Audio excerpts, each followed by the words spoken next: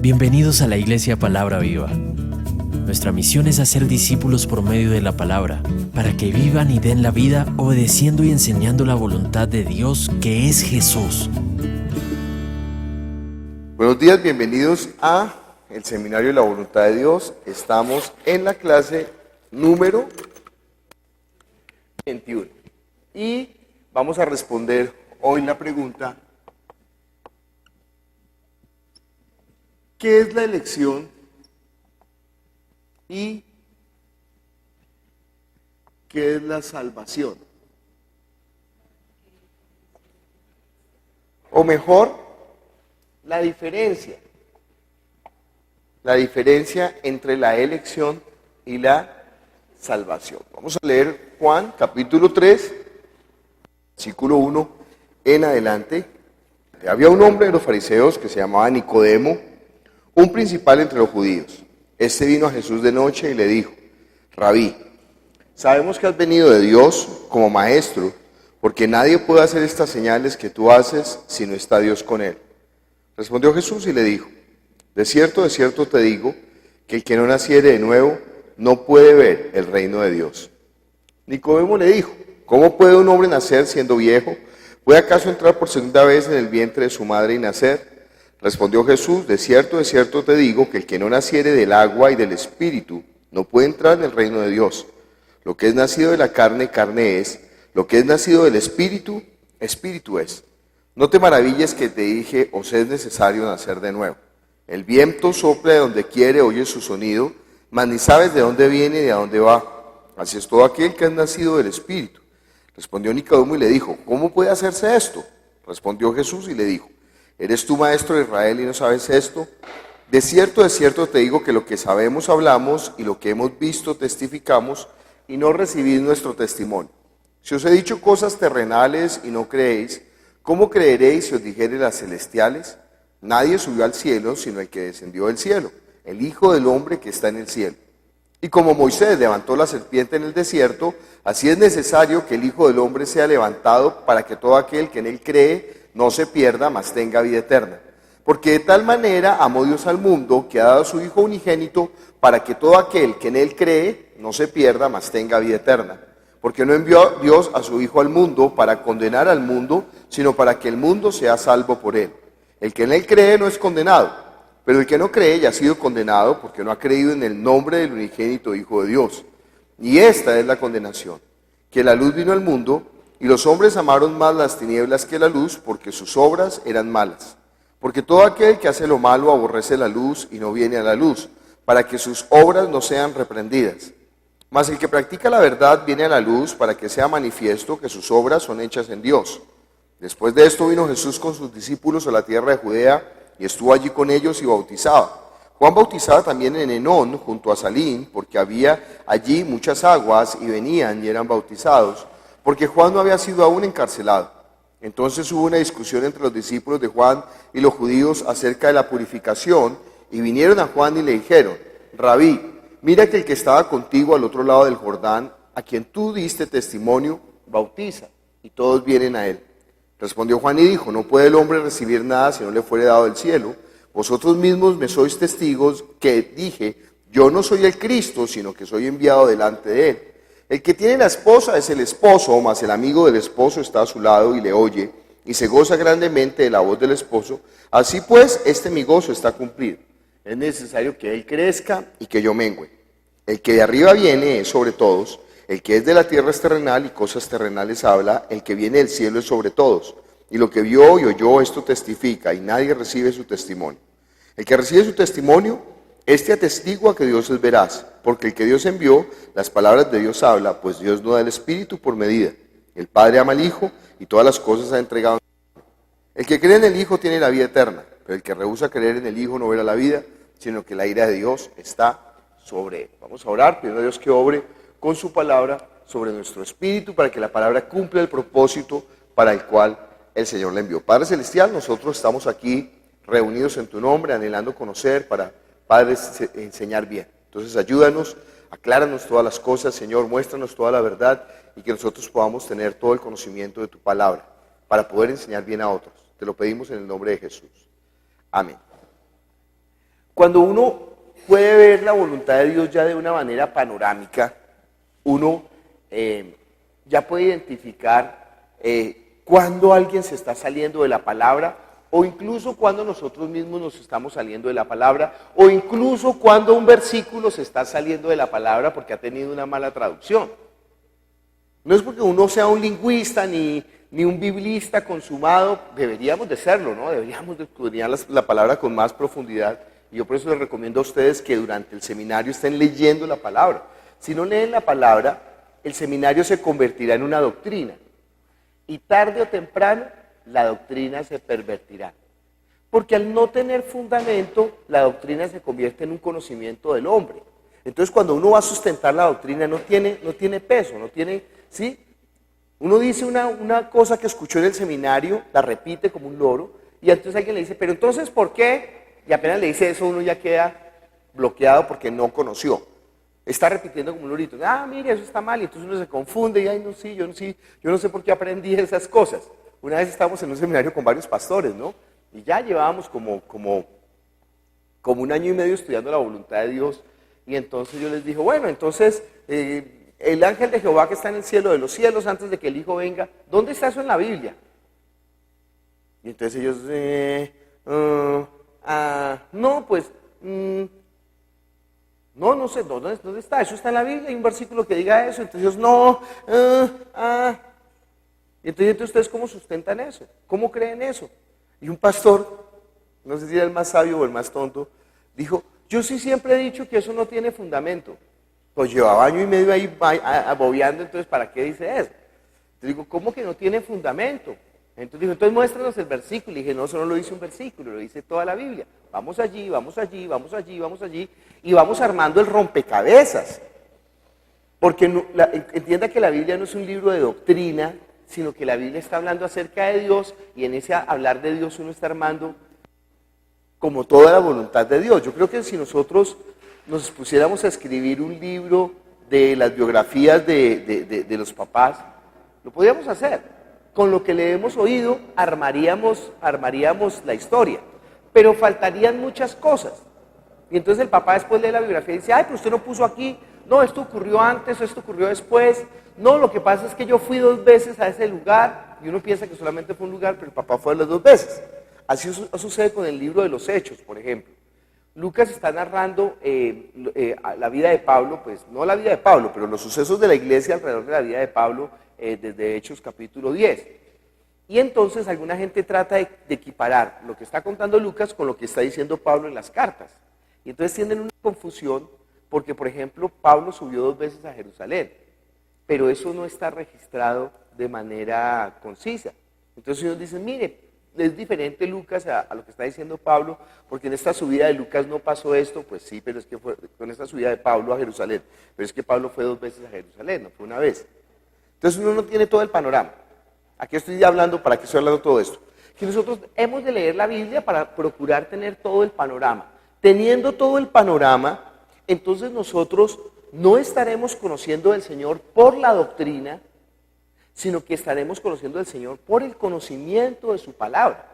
Tenemos que leer la Biblia muchas veces, No me digan como un pastor que dijo, un hombre que decía, es que yo he leído la Biblia muchas veces. Entonces le dije, bueno, ¿cuántas veces? Sea honesto, le dije, porque yo sé, como sé que somos tan mentirosos, le dije, sea honesto, dígame sinceramente, de tapa a tapa, comenzando por Génesis y terminando en Apocalipsis, ¿cuántas veces se ha leído la Biblia? Me dijo, pues muchas. Dije, pues dígame cuántas es muchas. Dijo, no, pues yo creo que más de 2. Ese yo creo que más de 2, por la forma como lo está diciendo, quiere decir que ni una vez se ha leído toda la Biblia, porque si no estaría seguro, ¿sí? Si él hubiera leído más de una vez, dice, pues, más de 2, para dejar pero como dice, yo creo que más de 2, yo creo es que no se le ha leído la Biblia.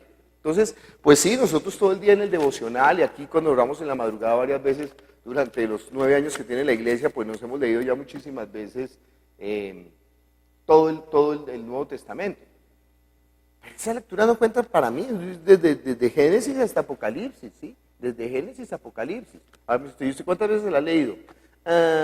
Pues yo creo que muchas veces.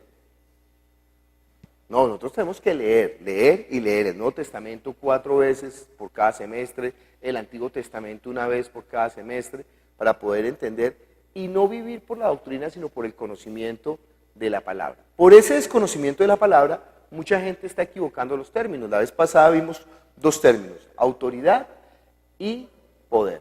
Y establecimos que autoridad es la potestad, el estatus que nos ha sido conferido por el nombre que nos ha sido dado, que es el nombre de Jesús. Y por ese nombre nosotros somos ahora hijos. Y con esa autoridad de hijos nosotros echamos fuera demonios, sanamos a los enfermos, nos congregamos, predicamos el Evangelio, toda la autoridad que tenemos. Y vimos que el poder, en primer lugar, el poder no es echar fuera demonios. Hasta los que no conocen al Señor echan fuera demonios, ni sanar a los enfermos. Que el poder es la vida que se rinde delante de Dios. Y a eso se está refiriendo Pablo cuando dice, no me avergüenzo del Evangelio, porque es poder de Dios para salvación a todo aquel que cree. Y vimos que ese poder es lo que sucedió en la vida de Zaqueo. Que Zaqueo está en su casa, tiene la comunión con Jesús, se pone de pie y su vida es transformada de una. Él dice, mire, al que le robé, le devuelvo 4 veces y la mitad de mis bienes lo doy a los pobres. Eso es poder. Eso es el poder del Evangelio, cuando nosotros realmente somos transformados de muerte a vida. Pero yo quedé viéndoles un pedacito de la clase, porque cuando habla de la Biblia de poder, no solamente está haciendo referencia al Evangelio que transforma, a esa vida que es transformada de muerte a vida, sino que también cuando la Biblia está hablando de poderes o de poderes o poder, está hablando de los ángeles. Entonces mucha gente cuando lee acerca por ejemplo, de que recibimos poderes o recibimos poder o gustamos de los poderes del siglo venidero, está pensando que es el poder del Espíritu Santo. Y alguna gente está pensando que el poder del Espíritu Santo es como en Goku, que es como una energía que uno recibe y entonces bota la energía y entonces la energía sale y está pensando, sí, por eso oran, cuando oran, no, oran con poder y entonces ¡ah! Y hacen todos los gritos estertores, pero porque estamos equivocados con el poder de la televisión. Cuando nosotros estamos hablando del poder del Espíritu Santo, es el poder transformador de pasarnos de muerte a vida. Mire conmigo Romanos capítulo 8, versículo 11. Y si el Espíritu de aquel que levantó a Jesús de entre los muertos vive en ustedes, el mismo que levantó a Cristo de entre los muertos también dará vida a sus cuerpos mortales por medio de su Espíritu que vive en ustedes. Y versículo 2. Porque la ley del Espíritu de vida en Cristo Jesús me ha librado de la ley del pecado y de la muerte. Muy bien. ¿Quién tiene en otra traducción el versículo 11 de Romanos? Dios habla hoy. Y si el Espíritu de aquel que resucitó a Jesús vive en ustedes, el mismo Espíritu que resucitó a Cristo dará nueva vida a sus cuerpos mortales por medio del Espíritu de Dios que vive en ustedes. Eso es poder del Evangelio. Pero ese poder es diferente al poder que está hablando, por ejemplo, en Hebreos capítulo 6, mire conmigo, y pocas versiones traducen, de las diferentes a Reina Valera, traducen bien este versículo. Vamos a ver si la encontramos de pronto. Si tiene otra versión, por favor, diferente a Reina Valera, busque Hebreos capítulo 6, versículo 4 y 5. Porque los que una vez recibieron la luz y saborearon el don de Dios y tuvieron parte en el Espíritu Santo y saborearon el buen mensaje de Dios y el poder del mundo venidero. ¿Y el poder del qué? Del mundo venidero. Ok, otra versión. 4 y 5, porque en el caso de los que fueron una vez iluminados, que probaron el don celestial y fueron hechos partícipes del Espíritu Santo, que gustaron la buena palabra de Dios y los poderes del siglo venidero. Los poderes del siglo venidero, dice lo mismo. ¿Cómo dice tu versión, Alejo? Los poderes, no dice nada más, sino solamente poderes del mundo que está por venir. Esa palabra poderes, ojo, no está hablando de fuerza como de energía, sino que esa palabra poder A veces se habla poder hablando de dunamis, o a veces habla de palabra poder hablando de ergomai, o a veces habla de poder hablando de dactylus. Aquí es dedos, aquí sí es trabajo, y aquí es poder. Pero está hablando aquí, los poderes, gustaron de los poderes del siglo venidero, está hablando de los ángeles. Don celestial, pero no, además de don celestial tiene que decir otra cosa. Lee el versículo 5, Carlos, por favor. Solamente el 5. Saborearon las buenas nuevas de Dios y los prodigios del mundo futuro. Los prodigios, no mala traducción. Es Jerusalén. Porque es poderes del siglo venidero. Mire conmigo Efesios capítulo 6, versículo 12. Otra vez en diferentes versiones. Porque no estamos luchando contra poderes humanos, sino contra todas malignas fuerzas espirituales del cielo, las cuales tienen mando, autoridad y dominio sobre el mundo de tinieblas que nos rodea. Muy bien, malísima la traducción. Otra traducción. Tengo otra. Dale. Porque nuestra lucha no es contra sangre y carne, sino contra principados, contra potestades, contra los poderes de este mundo de tinieblas, contra los huestes espirituales, la maldad en las regiones celestiales. Ahí está hablando de los ángeles caídos. Y a esos ángeles caídos, Pablo los refiere con diferentes palabras. Otra vez, está diciendo nuestra lucha no es contra carne y sangre, sino contra, otra vez Elizabeth. Porque nuestra lucha no es contra seres humanos, sino contra poderes, contra autoridades. Un momento. Contra poderes. ¿Contra qué? Potestades. Autoridades. Que dominan este mundo de tinieblas. Contra fuerzas espirituales malignas. En las regiones celestiales. Miremos otra lista más o menos que elabora así Pablo en Romanos capítulo 8. Versículo 38. Estoy convencido de que nada podrá separarnos del amor de Dios, ni la muerte, ni la vida, ni los ángeles, ni los poderes y fuerzas espirituales, ni lo presente, ni lo futuro. Muy bien.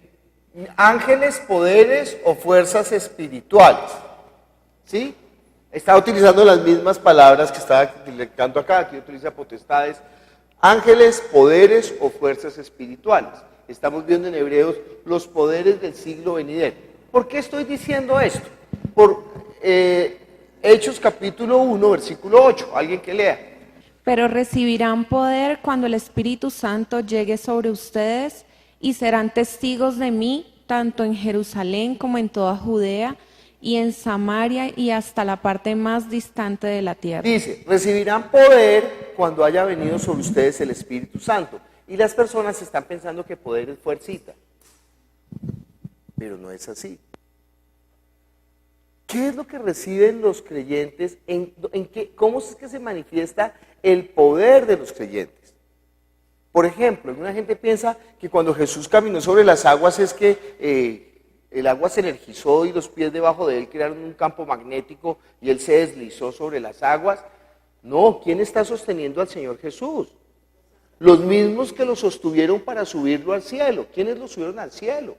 Cuando dice que se elevó en una nube, no es como Goku viajando en una nube, sino los ángeles que lo suben. Ahí lo dice la Biblia. Cuando se abrió el Mar Rojo, ¿quién abrió el Mar Rojo? Los ángeles. ¿Quiénes desataron las aguas del abismo? Los ángeles. ¿Quiénes destaparon la tumba de Jesús?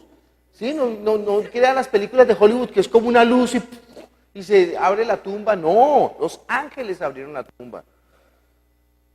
¿Quiénes cuidaron al Señor Jesús? ¿Quiénes lo sustentaron? ¿O es que era el Señor Jesús con su propia fuerza? ¿No ve que cuando estaba débil venían los ángeles y lo fortalecían? ¿No ve que después de ser tentado vinieron los ángeles a servirle? ¿No ve que él mismo cuando dice, porque muestran como si cuando dice Jesús que soy yo, y entonces como si saliera una fuerza de Jesús y ellos se botan al piso en las películas? Pero no es que Jesús mismo tiene que reconocer que son los ángeles los que obran, dice, o no estoy yo para pedir más de 12 legiones a mi Padre y me las enviaría. ¿12 legiones de qué? De ángeles. Si mi reino fuera de este mundo, mis servidores, o sea, mis ángeles, vendrían y pelearían por mí. No es Él con su fuerza.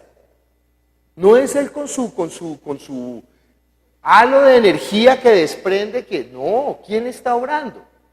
Los ángeles. Los ángeles. Cuando el Señor dice que de ahora en adelante verán ángeles que suben y... Gracias, Pilar. Muy buena anotación. Cuando está hablando con Natanael, le dice, mire, ahora va a ver a los ángeles que suben y bajan sobre el Hijo del Hombre. Pero no era que la gente estuviera viendo una escalera eléctrica y de ángeles encima del Señor Jesús, sino cuando están viendo los poderes actuando. Pero esos poderes son ¿qué? Ángeles. Entonces mucha gente cuando dice que recibiréis poder, cuando haya venido sobre vosotros el Espíritu Santo, están pensando que es una fuercita. No, lo que vienen son los ángeles que vienen a servirnos a nosotros. Mire conmigo Hebreos capítulo 1, versículo 14. ¿No son todos los ángeles espíritus dedicados al servicio divino, enviados para ayudar a los que han de heredar la salvación? Entonces los ángeles son enviados ¿para qué? Para ayudar a los que son los herederos de la salvación.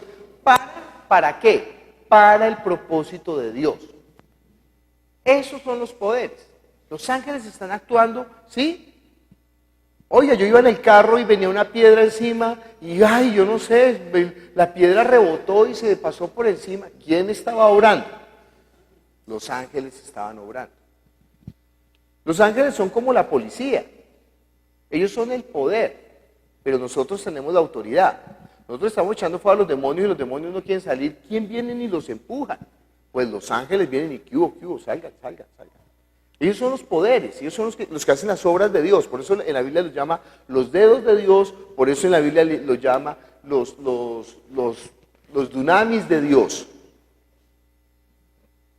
Los ángeles son los que están haciendo la obra del Señor. ¿Quién fue los que arrestaron a Satanás? Los ángeles. ¿Quién liberó a Pedro en la cárcel? Los ángeles. ¿Quién fue y le dijo a Felipe, júntate a ese carro? Alguna gente se equivoca. Mire conmigo Hechos capítulo 8, versículo 29. El Espíritu le dijo a Felipe, acércate y júntate a ese carro. ¿Quién le habló a Felipe? Ahí dice el Espíritu. Entonces la gente piensa que es el Espíritu Santo, porque además el traductor lo coloca en mayúscula. Pero creo que inclusive en la palabra de Dios para todos, ya traducen bien y dice, un espíritu le dijo a Felipe. Porque ¿quién es el que le está hablando realmente a Felipe? Mire el versículo 26. Un ángel del Señor le dijo a Felipe, ponte en marcha hacia el sur por el camino del desierto que baja de Jerusalén a Gaza. 29. El Espíritu le dijo a Felipe, acércate y júntate a ese carro. ¿Entienden quién fue el que habló? No fue el Espíritu Santo, fue un ángel. Lo mismo mucha gente cuando están hablando del bautismo de Jesús, que dice que se oyó una voz del cielo que dijo, este es mi Hijo amado en el cual tengo complacencia. La gente dice, ay, esa era la voz de Dios. Pero Jesús dijo claramente, nadie ha oído su voz. Entonces, ¿cuál es esa voz? Pues mire conmigo, 2 de Pedro 1, 17 y 18. Él recibió honor y gloria de parte de Dios el Padre, cuando desde la majestuosidad gloria se le dirigió aquella voz que dijo, este es mi Hijo amado, estoy muy complacido con él. Dice en Reina Valera, pues cuando él recibió de Dios Padre honra y gloria, le fue enviada desde la magnífica gloria una voz que decía, este es mi Hijo amado en el cual tengo complacencia. Y nosotros oímos esta voz que enviada del cielo. ¿Entiende que no es la voz de Dios? Sino que es una voz enviada. ¿Es qué? Un ángel. Esos son los poderes, cuando dice la Biblia en Hechos capítulo 1, recibirán poder cuando venga sobre ustedes el Espíritu Santo. Es que los que vienen a morar el Espíritu Santo están recibiendo también ángeles para ejecutar las obras de Dios, los poderes. Y entonces esos ángeles nos van a ayudar a hacer la obra de Dios. Nosotros podemos pedir, como el Señor Jesús dijo, yo puedo pedir más de 12 legiones, si era 12 o 6 legiones. 12 legiones, pues nosotros también podemos pedir, Señor, ¿qué? Dame poderes, dame poder, o dame poderes. ¿Qué es dame poderes? Envía más ángeles que me ayuden a hacer la obra. Ayúdame a hacer más la obra, Señor. Capacítame más, que yo tenga más poderes para poder ejercer mejor, ¿qué? Mi autoridad. Por eso le dijo a los discípulos, mire, ustedes no pueden echar esos demonios, ¿por qué? Porque no están orando suficiente. No es que uno en la oración está pidiendo, ¿qué? Dame. No necesita pedir más autoridad, pero sí necesita pedir más, ¿qué? Más poder. Entonces los ángeles van a orar con ese poder. Y es decir, que los ángeles caídos también ejecutan un poder, o sea, ellos también Claro, obran. lo estamos leyendo en Efesios, que los ángeles caídos también tienen poder. Claro que tienen poder. ¿No ve que Satanás va a engañar con prodigios mentirosos y con señales? Por eso los milagros no son la garantía de que una persona está hablando de parte de Dios. Ay, pues los que van a engañar también van a echar fuera. También van a hacer prodigios, también van a hacer cosas. Pero no creamos, sino porque estén predicando realmente la palabra de Dios. Esa es nuestra garantía, ¿no? Pero estamos hablando que esos ángeles, esos poderes, nos van a ayudar a ejecutar la obra de Dios. Por eso, cuando usted escuche la voz, pues, bueno, puede decir Dios me habló, pero entienda más específicamente, no es Dios el que le habla. ¿Quién le está hablando? Los ángeles. Y cuando usted va por la calle caminando y usted siente la voz que le dice, oiga, cámbiese de acera, cámbiese de acera. Si le dice, oiga, salga corriendo, por favor, salga corriendo. Si usted va a salir de la casa y le dicen, oiga, cerró la llave del gas, devuélvase y mire y verifique. ¿Quién le está diciendo? Ay, yo sí sentí que algo me decía, pero no le hizo caso, pues entonces, ¿sí? ¿Para qué? Una vez mi mamá tenía un negocio, era una cigarrería. Y entonces el negocio funcionaba, la primera parte era como las vitrinas y las neveras y todo ese cuento. En la parte del medio estaba la caja y en la parte de atrás estaban un poco de mesas. Era un lugar muy, muy grande, era una extensión muy grande. Y entonces estaba la cajera, estaban los meseros y yo estaba ahí ayudando, ¿no? Y llegaron unos hombres, se sentaron en una mesa que quedaba justo en la entrada y entonces yo fui a atenderlos. Y era como las 8 de la noche, 9 de la noche. Y entonces yo fui a atenderlos y a la orden, y entonces me dijo, por favor, ¿nos da 3 yogures? Entonces yo, bueno, 3 yogures. Y cuando pasé detrás de la nevera, yo sentí la voz que me dijo, ojo, son ladrones.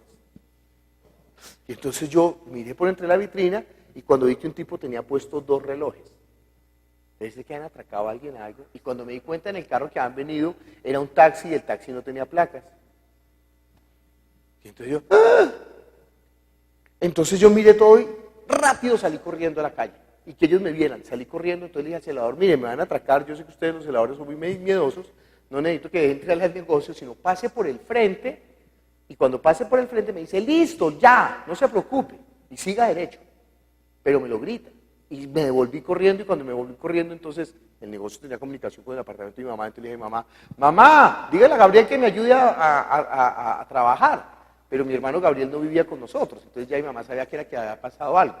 Y entonces después bajé y quedé mirando a los tipos y me fui corriendo hasta el fondo del negocio y le dije a los amigos que estaban sentados ahí, por favor, salgan rápido a la puerta, nos van a atracar. Y cuando ya iba a advertir a la cajera, me acerqué a la cajera y ya uno de los tipos se había parado y estaba al pie de la cajera y otro se estaba dirigiendo al fondo, porque los tipos empezaron a marearse por todo el movimiento que me estaban viendo a mí. Entonces cuando llegué a la cajera le dije, pilas. Y entonces fui y le saqué los yogures. Y el tipo de la caja se quedó mirando. Dijo, ¿qué? ¿Muy nerviosos? Y sacó un billete y botó el billete, pagó los yogures y se fueron sin tomarse los yogures. Pero si yo me quedo bobeando, si no escucho la voz, oiga, cuidado, son ladrones. Yogur, ¿de qué sabor? Tenemos que estar pilas. Disminuye la velocidad. Yo he sentido eso, ¿no? Una vez que en la moto iba rápido porque tenía un grupo de estudio y tenía una consejería y terminé el grupo de estudio en la 68 con 70, bueno. Y venía rápido. y yo sentí la voz, pare. Yo no paré, disminuí la velocidad. Y disminuí la velocidad y un taxi dobló semáforo en rojo y en una cruce que no podía hacer. Ahí quedó la moto. Pero si hubiera ido a la velocidad que iba, pues no les estaría contando el cuento. No hice caso, no paré, solamente disminuí la velocidad. Pero si hubiera parado, no me habría pasado nada. Entonces nosotros tenemos que ser muy sensibles a eso. Ay, el Espíritu Santo me dijo, pues bueno, diga como quiera.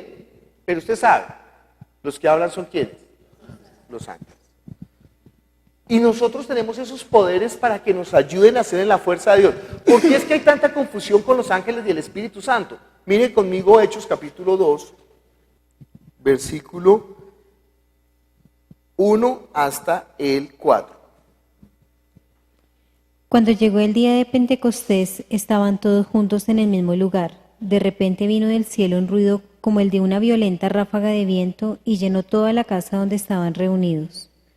Se les aparecieron entonces unas lenguas como de fuego, que se repartieron y se posaron sobre cada uno de ellos. Todos fueron llenos del Espíritu Santo y comenzaron a hablar en diferentes lenguas según el Espíritu les concedía expresarse. Ellos están reunidos en el aposento alto, están todos unánimes juntos orando y de pronto se escucha ¿qué? Un viento recio. Y además del viento recio que se escucha, empiezan a aparecer sobre cada uno repartidos llamas de fuego, como lenguas de fuego. Y dice, y fue cada uno ¿qué? Lleno del Espíritu Santo y comenzaron a hablar en otras lenguas. Hay un fenómeno externo, hay un fenómeno interno y hay una experiencia que se está dando. ¿Cuál es el fenómeno externo? Viento y ¿qué? Y fuego. Entonces alguna gente piensa que esto es el Espíritu Santo, pero eso es un error. Porque el Espíritu Santo no se ve. ¿Qué es el viento y el fuego que se está viendo? Mire conmigo Hebreos capítulo 1, versículo 7. En cuanto a los ángeles dice, Él hace de los vientos sus ángeles, de las llamas de fuego sus servidores. Él hace a sus ángeles vientos y a sus ministros llamas de fuego. ¿Qué fue lo que se vio? Viento y fuego. ¿Qué fue la experiencia externa que se manifestó? ¿Qué? Ángeles. Pero internamente, cada uno ¿qué? Recibió el Espíritu Santo. Eso sí está ocurriendo adentro de ellos. Y fueron todos ¿qué? Llenos del Espíritu Santo. Pero ojo, no confunda el Espíritu Santo con el viento y con el fuego. Porque mucha gente, por eso cuando pintan el Espíritu Santo, pintan una llama de fuego. Pero las llamas de fuego son ¿qué? Ángeles. ¿Se acuerdan en la zarza que se le apareció a Moisés el ángel? ¿Cómo se le apareció? Como llama de fuego. ¿Se acuerda cuando Elías pide que se le abran los ojos a su siervo Giezi, que él ve carros de fuego? ¿Se acuerda a Elías también? Se lo lleva un carro de fuego. ¿Se acuerdan del tabernáculo que había en el día una nube y en la noche llama de fuego? ¿Por qué? Es una forma en la que se manifiestan los ángeles. Entonces mucha gente está confundida pensando que el Espíritu Santo es el bautismo de fuego, porque además de esa confusión de los vientos y del fuego, asocian esto con Mateo capítulo 3, el testimonio de Juan el Bautista. Mire conmigo Mateo capítulo 3, versículo 10 al 12. El hacha ya está puesta a la raíz de los árboles, y todo árbol que no produzca buen fruto será cortado y arrojado al fuego.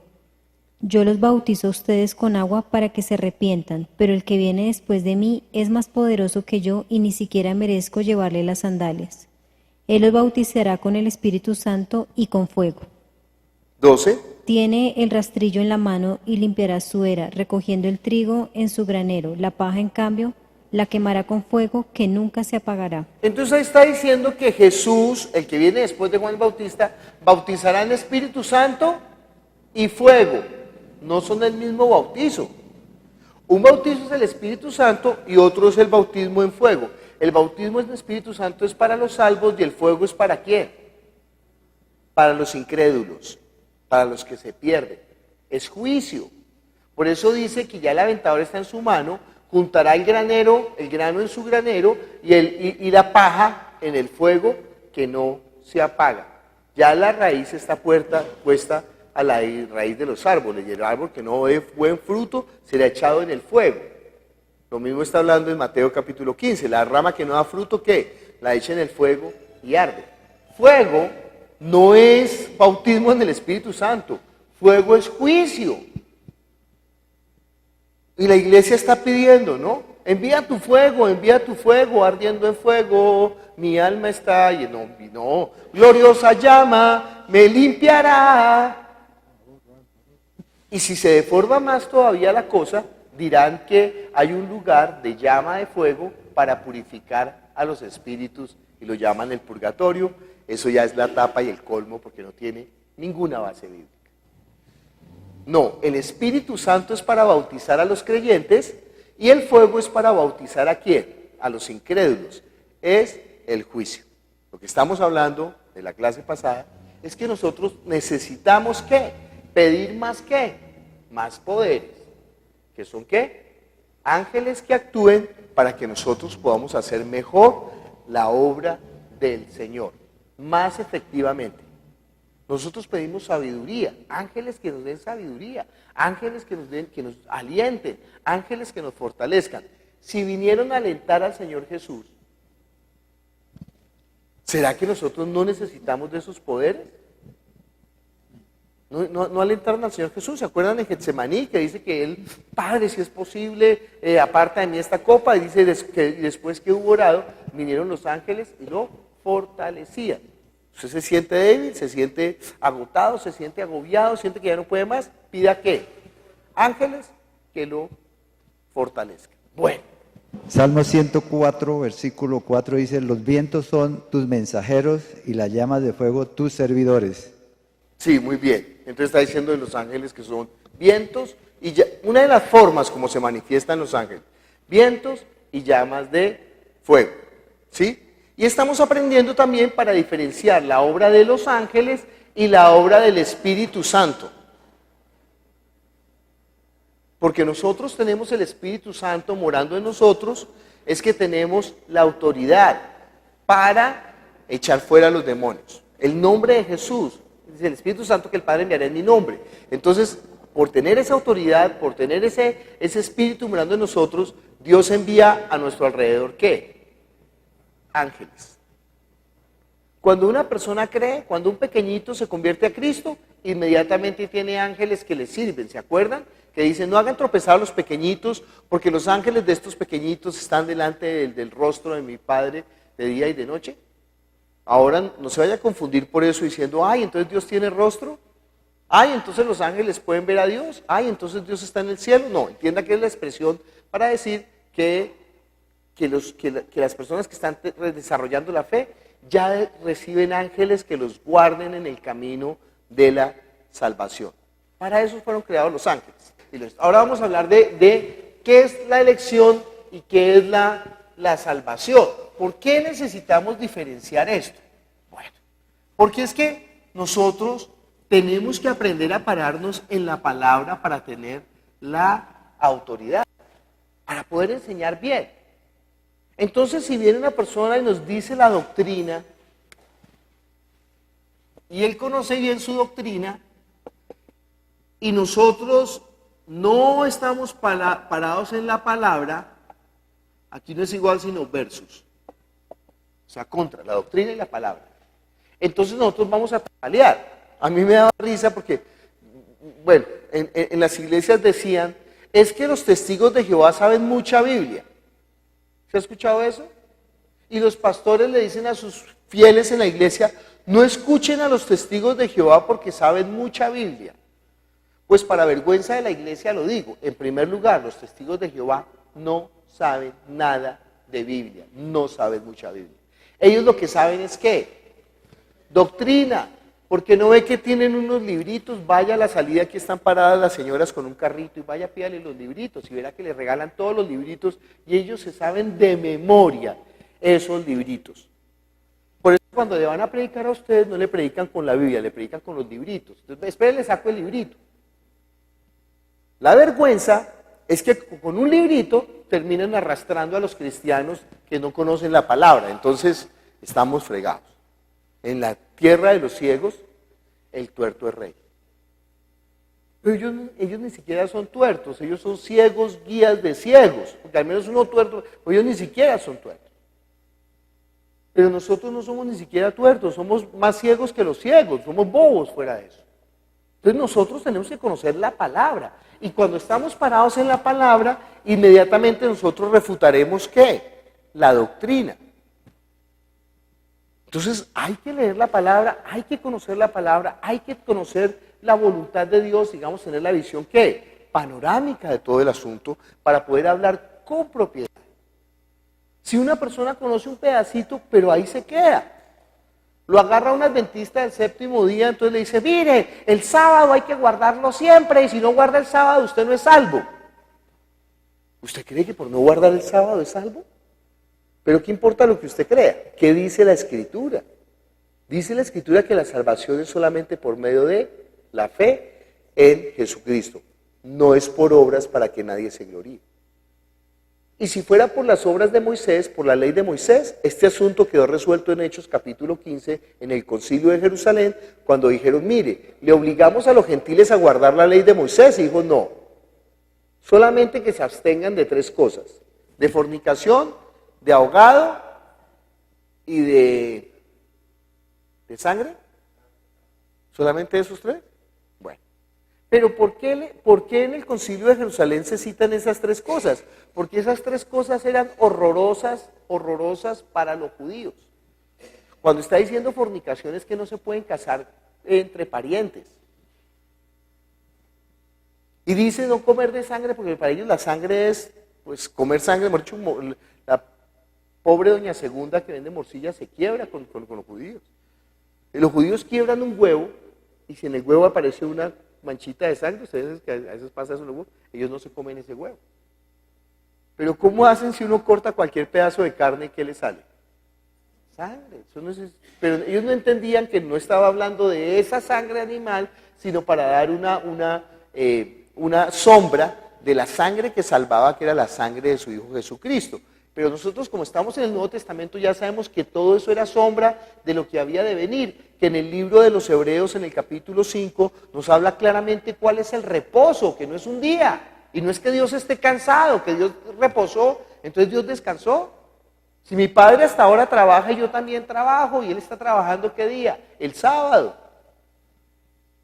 Y entonces está violando por eso la ley Jesús. No, tenemos que entender absolutamente, por eso tenemos que entender. Pero desde la Escritura. Y Pablo lo va a decir en Colosenses, mire, nadie le juzgue por comida, por bebida, por día de fiesta, por luna nueva, nadie. Esas cosas eran sombras, eso puede ser una falsa piedad, ¿no? Eso no es. Sino que ustedes ahora están en Cristo y en Cristo vivan la vida de fe correcta. Claro, si usted es un malandrín, ¿cómo no van a juzgar a Cristo por su culpa? Pero aunque lo juzguen por su culpa, el nombre de Jesús siempre está arriba de usted, no se preocupe. Pero usted es un malandrín, eso sí no se discute. Entonces, bueno, doctrina versus ¿qué? Versus palabra. ¿Cuál es el problema de la doctrina? Mire conmigo Mateo, capítulo 15, versículo, desde el 3 hasta el 7. ¿Quién lee? Respondiendo, él les dijo, ¿por qué también vosotros quebrantáis el mandamiento de Dios por vuestra tradición? Porque Dios mandó diciendo, honra a tu padre y a tu madre, y el que maldiga al padre o a la madre muera irremisiblemente. Pero vosotros decís, cualquiera diga a su padre o a su madre, es mi ofrenda a Dios todo aquello con que pudiera ayudarte. Ya no ha de honrar a su padre o a su madre. Así habéis invalidado el mandamiento de Dios por vuestra tradición. Hipócritas, bien profetizó de vosotros Isaías cuando dijo, este pueblo de labios me honra, mas su corazón está lejos de mí. Pues en vano me honran, enseñando como doctrinas mandamientos de hombres. Muy bien, enseñando como doctrina mandamientos de hombres. Pero él diferencia las doctrinas de los hombres, las tradiciones. Diferente a que a la palabra de Dios, al mandamiento de Dios. Y uno le pregunta a la gente y la mayoría de la gente lo que está hablando es pura doctrina. Usted, si no lee la Biblia y se aprendió la voluntad de Dios, ¿qué está hablando? No vaya a decir palabra, está hablando doctrina. Ah, pero eso es de acuerdo a la palabra. Sí, lo mismo dicen los testigos de Jehová. Lo mismo dicen los adventistas del séptimo día. Lo mismo dicen en la religión tradicional. Dicen que ¿qué? Que la tradición es parte de la revelación. Que la revelación de Dios es la palabra más la tradición. Olvídese. Porque no ve que los hombres pueden inventar lo que quieran y pueden coger un versículo y deformarlo. Ustedes saben, por ejemplo, que en los mormones se bautizan por los muertos para salvarlos. Por ejemplo, usted se puede bautizar por todas sus generaciones pasadas. Se bautiza por su abuelito, por su tatarabuelito, por su tataratatarabuelito, por su tataratataratataratatarabuelito, se averigua el nombre. ¿Por qué hacen eso? Por un versículo. Primera de Corintios capítulo 15, versículo 29. De otro modo, ¿qué harán los que se bautizan por los muertos si en ninguna manera los muertos resucitan? ¿Por qué, pues, se bautizan por los muertos? Entonces, este versículo es muy oscuro. Pablo le está hablando a los corintios, a los de Corinto, y le está diciendo que ellos no creen, alguna gente está enseñando que no hay resurrección de los muertos. Entonces Pablo dice, ay, mire, si no hay resurrección de los muertos, vana es nuestra fe. Porque si Jesucristo no resucitó, nosotros somos los seres humanos más dignos de conmiseración. Porque si no hay vida eterna, pues ¿para qué estamos fregando en esto? ¿Para qué estamos sacrificándonos? ¿Para qué estamos entregándolo todo? ¿Para qué estamos viviendo esta vida diferente al mundo? Y entonces, si no hay resurrección de los muertos, ¿ustedes por qué se bautizan por los muertos? ¿Qué significa ese versículo? Pues yo no sé. Es un versículo muy oscuro. Podríamos aquí elucubrar muchísimas hipótesis, pero ninguna tendría un sustento bíblico, por lo menos no que yo conozca, no sé. Pero por ese versículo único que existe en la Biblia, porque no habla en ninguna otra parte del bautismo de los muertos, los mormones se bautizan por sus muertos. Ay, mi papá, por ejemplo, mi papá se perdió, murió el año antepasado, se perdió. Entonces, ¿qué hago? Yo me bautizo por mi papá para salvarlo. ¿Qué dice la Biblia? Que al hombre le es dado morir una sola vez y después de esto, el juicio. Dice la Biblia que el que no naciere de nuevo no puede ver el reino de Dios. Dice la Biblia que el que cree en el Hijo no es condenado, pero el que no cree ya ha sido condenado.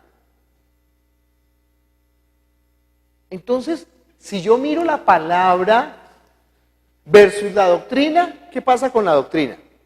Se cae por tierra inmediatamente. No resiste, la doctrina no resiste contra la palabra. Por eso nosotros tenemos que estar parados ¿en qué? En la palabra. No separen la voluntad de Dios. Inclusive, yo por eso dejé de entregar las notas oficialmente en el curso. Oficialmente. Lo que usted las quiere, pues se las damos. Pero oficialmente.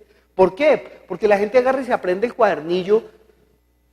Tenemos un pastor que se aprendió el cuadernillo, pero se lo aprendió mal. Y ahora anda diciendo unas burradas, dice, y fuera eso dice, a mí nadie me enseñó. Pero enseña lo que está en el cuadernillo, pues lo enseña mal, lo enseña con todas las locuras que tiene en la cabeza. Y imagínense, y creyendo fuera de eso que él es inspirado por el Espíritu Santo para enseñar las locuras que está enseñando, pues lo perdimos. Porque nosotros hemos aprendido en qué consiste la inspiración del Espíritu Santo. La inspiración del Espíritu Santo no consiste en que yo comienzo a inventar cuentos espirituales. ¿En qué consiste la inspiración del Espíritu Santo? Bueno, es que eso se ve en el cuarto semestre, pero le voy a adelantar algo. A ver, ojalá se le olvide de aquí al cuarto semestre para que cuando le pregunte se le olvide. La inspiración es obediencia. La inspiración es señorío. ¿Cuánto yo obedezco y dejo que el Espíritu Santo tome su señorío sobre mí. Pero el Espíritu Santo va a dar el mandamiento o va a obrar en mi vida con base en ¿qué? En la palabra de Jesús. Porque Él no hablará por su propia cuenta, sino que tomará de lo mío y os lo hará saber. Él los llevará a toda la verdad. Y fuera de eso, Jesús tampoco habló por su propia cuenta, sino que solamente lo que oyó del Padre, eso fue lo que habló. Él no habló su propia palabra. Y dice, mire conmigo Juan capítulo 7. Yo no sé si esto es tan complicado o no, para mí es tan claro, pero no para mucha gente es claro esto de la doctrina y esto de la palabra y esto de la interpretación de la Biblia y todo. Versículo 16 y 17 hasta el 18. ¿Qué dice? Jesús les respondió y dijo: mi doctrina no es mía, sino de aquel que me envió. El que quiera hacer la voluntad de Dios, conocerá si la doctrina es de Dios, si yo hablo por mi propia cuenta. El que habla por su propia cuenta, su propia gloria busca, pero el que busca la gloria del que le envió, este es verdadero y no hay en él injusticia. ¿Se da cuenta uno cómo sabe si alguien realmente está enseñando la palabra de Dios o no? ¿Cuál es la muestra? Si está buscando ¿qué? ¿Su propia gloria o la gloria de Dios? Si yo vengo y me les paro a ustedes aquí y les digo, miren, yo recibí la revelación de Dios, el Espíritu Santo me lo habló claritico, así que ustedes son brutos, ustedes no conocen la Biblia, yo sí la conozco porque a mí Dios me habló, a mí nadie me habló, nadie me enseñó, el Espíritu Santo me reveló, y entonces ustedes tienen que aprender lo que yo les enseño, porque ustedes no saben, pero yo sí sé. ¿Saben qué? Salga corriendo. Ese pobre man es un loco desquiciado. Nosotros somos solamente un mendigo que le dice a otro mendigo dónde consiguió pan. Y hemos de mantener esa humildad toda la vida, porque si alguien se atreve a decir que sabe algo, dice la Biblia, el tal no sabe nada, está envanecido y está pronto a perderse. Todos los días estamos aprendiendo. Ayer Alexandra nos enseñó una cosa súper clave de Isaías capítulo 53, 63, donde estaba hablando del Padre Nuestro. Yo nunca había visto ese verso. Entonces, si nosotros estamos aprendiendo de la palabra cada vez, si nosotros creemos que ya no la sabemos todas, si nosotros ya, en la persona que diga que se sabe todo en cuanto a Dios, es que anticristo, porque solamente hay uno que sabe todo acerca del Padre. ¿Quién? Jesús el Hijo.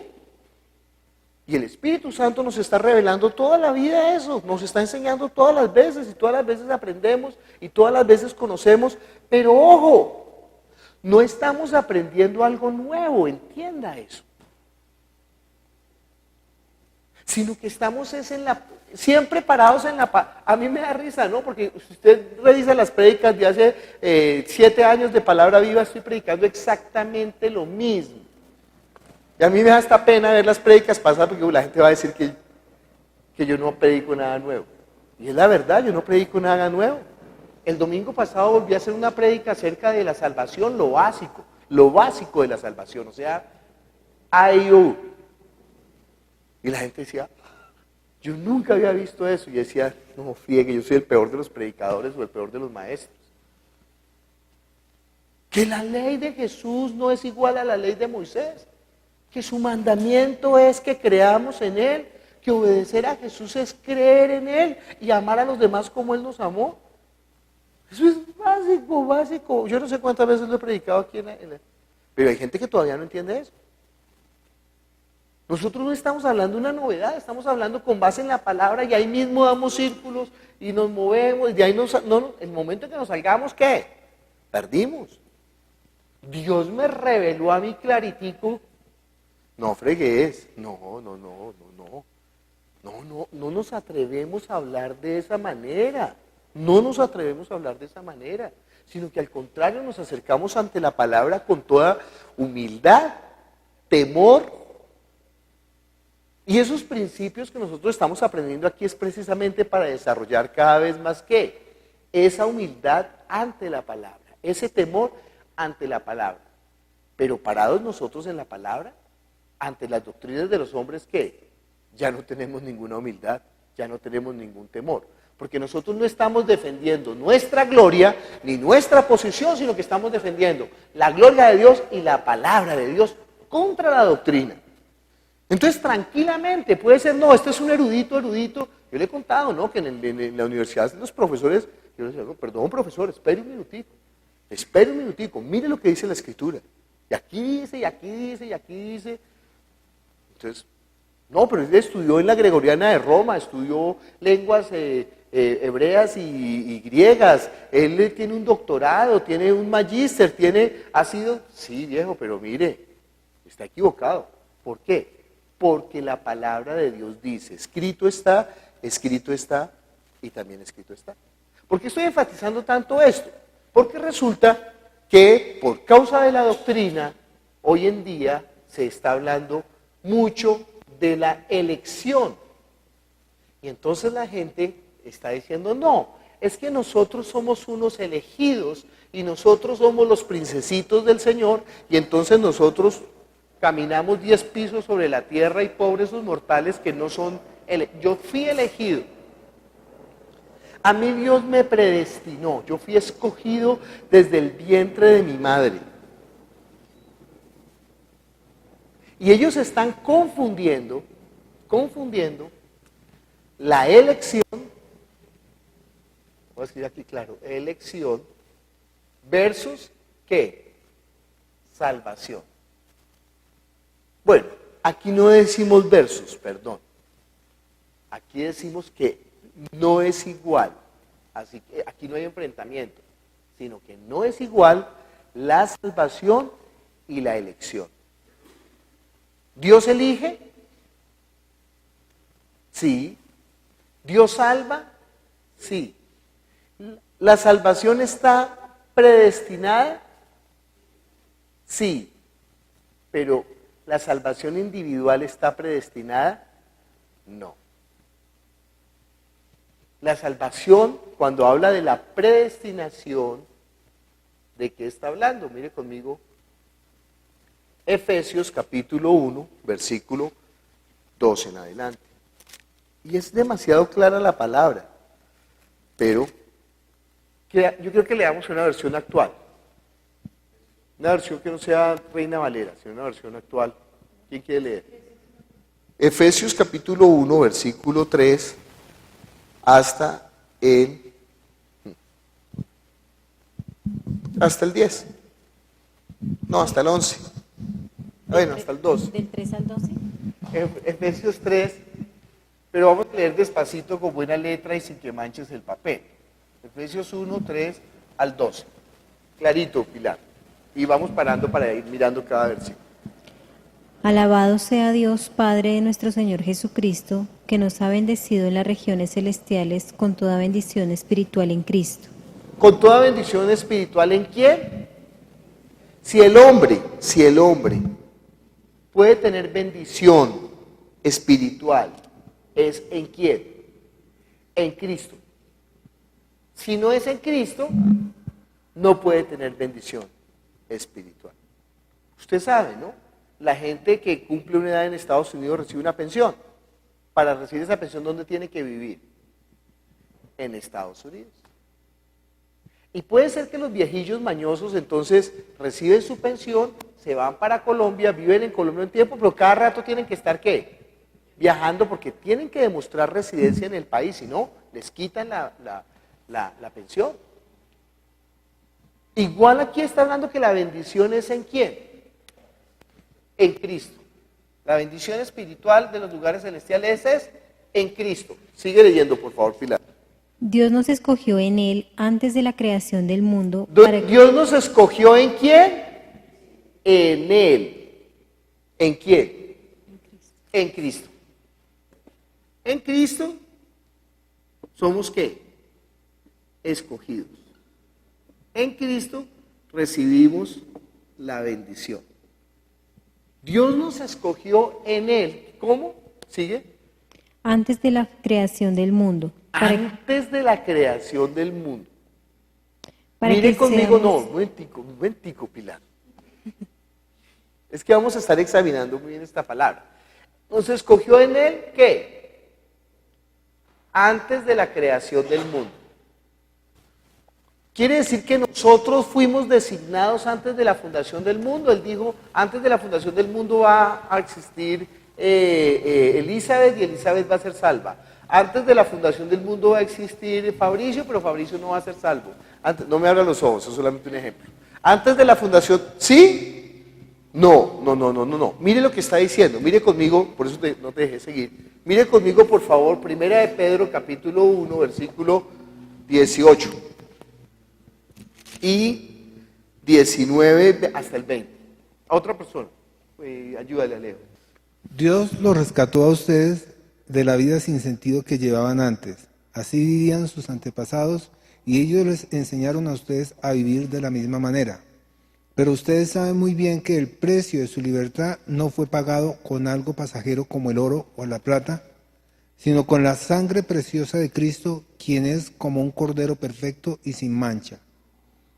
Cristo fue destinado antes que el mundo fuera creado, pero se dio a conocer en los últimos tiempos para beneficio de ustedes. ¿Entiende quién es el que está destinado desde antes? O sea, que está ¿qué? Predestinado. Predestinado significa destinado desde antes. ¿Quién está destinado desde antes? Jesús. ¿La sangre de quién está destinada desde antes? De Jesús. Derramar la sangre de Jesús está destinada desde antes ¿de qué? De la creación del mundo. Ojo. Lo que le voy a decir es muy importante y lo vamos a aclarar en el tercer semestre. No se pierda ninguna clase del tercer semestre. Este semestre ya casi se va a acabar. Pero en el tercer semestre vamos a aclarar esto. Pero la sangre de Jesús no fue derramada por los pecados del hombre. Sí fue derramada para los pecados del hombre, eso es diferente. Pero no fue derramada por, o sea, que Jesús derramara su sangre está destinado ¿desde cuándo? Antes del pecado. Antes del pecado. Ya está destinado que Jesús derrame su sangre.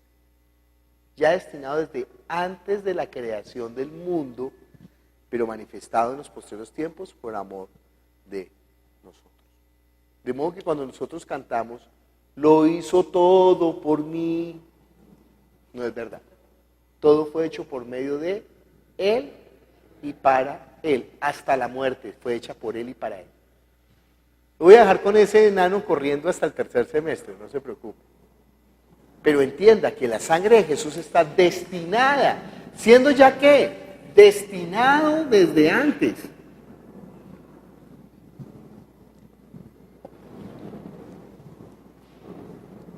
Bueno, sigamos otra vez en Efesios.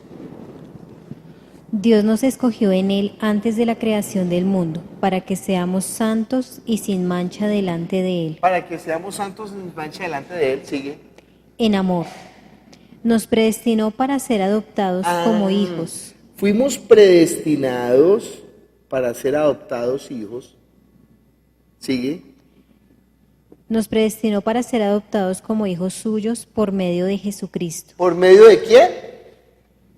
De Jesús.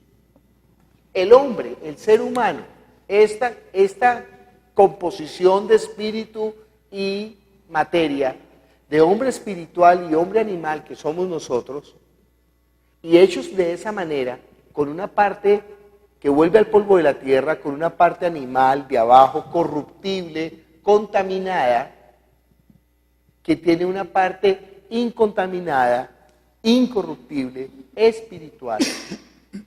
Fue creado así porque Dios tenía un propósito para eso. Y a esos seres humanos Dios los predestinó para que fueran ¿qué? Hijos. No fue a los ángeles los que predestinó para ser hijos, sino al ser humano. Dios Dios tenía ese plan, que por medio de los seres humanos se ejecutara una obra que no van a ver sino hasta el tercer semestre, y con esa obra el plan es por medio de ¿qué? De los seres humanos. Pero esos seres humanos no es por los seres humanos, sino ¿para quién? Para el Hijo. Todo es para el Hijo. Que fuimos predestinados en Él para ser adoptados hijos suyos por medio de Jesucristo, sigue. Según el buen propósito de su voluntad, para alabanza de su gloriosa gracia que nos concedió en su amado. Con la cual nos hizo aceptos ¿en quién? En el amado. Sigue. En Él tenemos la redención mediante su sangre. En Él tenemos la redención de su sangre. Sigue. El perdón de nuestros pecados conforme a las riquezas de la gracia que Dios nos dio en abundancia con toda sabiduría y entendimiento. Él nos hizo conocer el misterio de su voluntad conforme al buen propósito que de antemano estableció en Cristo. En Cristo de antemano. ¿Sí? Para llevarlo a cabo cuando se cumpliera el tiempo, reunir en Él todas las cosas. Reunir en Él. Tanto las del cielo como las de la tierra. En Cristo también fuimos hechos herederos, pues fuimos predestinados según el plan de aquel que hace todas las cosas conforme al designio de su voluntad. Herederos predestinados. Bueno, no podíamos seguir leyendo porque si no entonces nos quedaríamos aquí en Efesios. Pero entiende que todo fue ¿en quién? ¿Quién es el que está destinado? Cristo. Yo le pongo un ejemplo muy tonto, pero creo que es muy evidente. Si usted va al Portal del Norte, cada Transmilenio ya tiene un destino. Si es H, va para Banderas. Si es C, va para Suba. Si es F, va para Américas. Si es, bueno, quiere decir que con pasajeros o sin pasajeros, ese bus va y va a llegar a su destino y nada lo puede parar. Y quiere decir que ese, si es uno de esos C1 o D1 o B1 o C1, pues va a parar en todas las estaciones. Y en todas las estaciones la gente se puede subir o bajar, si quiere. Pero si uno quiere llegar hasta el final, tiene que permanecer en ese bus. Si no permanece en ese bus, no llegará al final. Si se baja en la última estación antes de llegar, se fregó. Porque lo que está destinado es el bus y los que estén dentro del bus. Los que estén fuera, ¿qué? Se fregaron. Y eso es la predestinación en Cristo. Yo no veo una manera más lógica de explicarlo. Bueno, sí, hay una manera más lógica. Efesios capítulo 1, todo lo que hemos leído. Entonces, quien está en Cristo, ¿qué tendrá?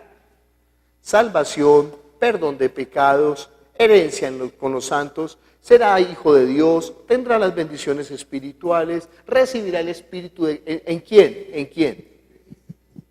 Entonces todo aquel que crea en Él no se va a perder, va a tener vida eterna. Pero si no cree en Él, ¿qué va a pasar? La ira de Dios está sobre Él. ¿Y esa decisión de quién es? ¿De Dios o suya? ¿No ve que Él dijo, el que venga a mí, el que crea en mí, el que reciba al Hijo, el que me busque, el que se arrodilla ante mí, el que me ame? No, yo no quiero amar a Jesús, no, de malas porque a usted lo predestinó Dios. Pero ¿de dónde sacaron eso? ¿Sabe de dónde lo sacaron? De las doctrinas de los hombres. ¿Y sabe de dónde salió? De un gran hombre de Dios que se llamaba Agustín. Y aunque Agustín sea un gran hombre de Dios, se equivocó grandemente. ¿Por qué se equivocó? Porque él quiso colocar por encima de la palabra su experiencia personal. Y yo le he dicho a usted, yo no sé cuáles son sus pulgas, no sé cuáles son sus ronchas, no sé cuáles son sus mañas, pero no se le ocurra poner eso por encima de la palabra de Dios. Su experiencia no es igual que la experiencia de todo el mundo. No, yo un día recibí el Espíritu Santo estando bajo la ducha. Entonces, si quiere recibir el Espíritu Santo, métase bajo la ducha. No, eso fue su experiencia. No, yo lo recibí, fue un día que estaba arrodillado y había ayunado 3 días.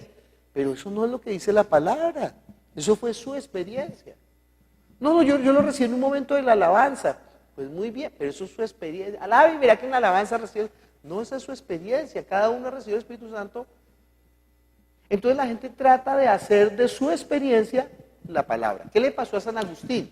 San Agustín era un hombre malvado, pecador, sinvergüenza, mundano, mujeriego, Juan charrasqueado. Era borracho, parrandero y jugador. Y como Juan charrasqueado, solamente su madre lo recordaba con cariño. Entonces su madre, que era muy cristiana, oraba mucho por él, se llamaba Mónica.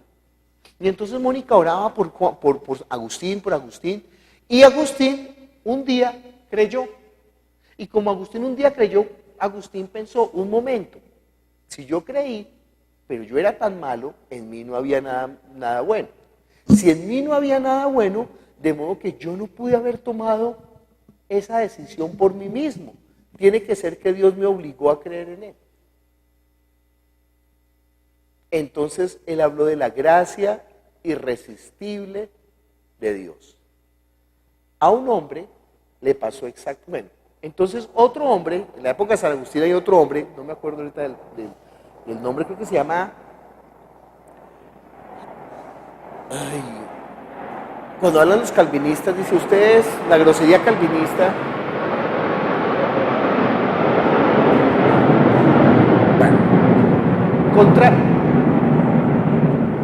Contrario a la corriente de San Agustín, se levantará otra corriente doctrinal de otro hombre que se llama Pelayo. Y Pelayo está basado no solamente en él, sino es que no me acuerdo el otro monje que se llama Anselmo, creo. El cuento es que él dice, mire, no es verdad, yo en cambio era bueno, yo era bueno. De modo que no depende de Dios, es que yo opté por mí mismo creer en Jesús. Ambas posiciones están erradas, ambas posiciones están mal. Ni Pelayo ni San Agustín.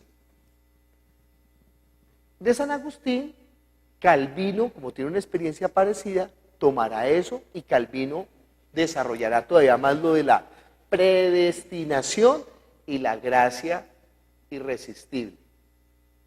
Y de ahí se derivarán en las doctrinas de salvo, siempre salvo, y creciendo en gracia. Quiere decir que la salvación no se pierde, y que aunque usted no quiera ser salvo, Dios lo va a salvar contra su voluntad. Y que entonces no se necesita estar tan preocupado por evangelizar, porque a la final el que va a ser salvo ya está destinado. ¿Quién va a ser salvo y quién no? ¿Usted se imagina lo peligroso de esa doctrina? Pero déjeme decirle, la mayoría de los pastores están creyendo esa doctrina. Pero nosotros no vamos por la doctrina. Estamos diciendo, ¿qué dice la palabra? La palabra dice que la salvación es un hecho voluntario de una persona que al recibir el testimonio del Padre, cree o no cree. Si la persona, por eso Jesús dijo, nadie viene a mí si el Padre que me envió no le trajere. Porque el que da testimonio acerca del Hijo es ¿quién? El Padre. Pero el Padre, ¿cómo da testimonio del Hijo? Por medio de las Escrituras. Porque las Escrituras estaban hablando de Él. Las Escrituras que están hablando del Hijo. ¿Qué es lo que el Hijo va a hacer? Las obras. Él dice, miren, examinen lo que yo estoy haciendo. Si lo que yo estoy haciendo está conforme a la palabra de Dios, entonces pues crean que yo vengo de Dios.